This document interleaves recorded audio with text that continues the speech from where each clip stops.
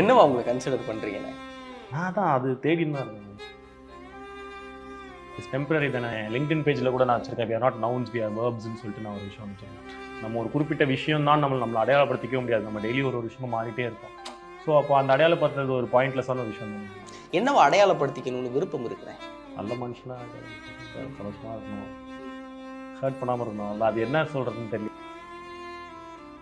அப்படி இல்லை, ஒரே விஷயத்தையே திருப்பி பண்ணும்போது ஒரு மொனாட்டனி ஒன்று வரும் இல்லையா? எனக்கு என்னன்னா பிடிச்சது எல்லாத்தையுமே. ஆமாம், ஆனால் காசு தான் சம்பாதிக்க முடியல, தான் சம்பாதிக்க முடியல. அடிக்க மாட்டேன்னு சத்தியம் பண்ணிங்கன்னா நான் அந்த மாதிரிலாம் இல்லைடா. இல்லை, இந்த கேள்வி உங்களை அடிக்கிறதுக்கு தூண்டும். அதனால சொல்லி கல்யாணம் பண்ணிக்கல நீங்க?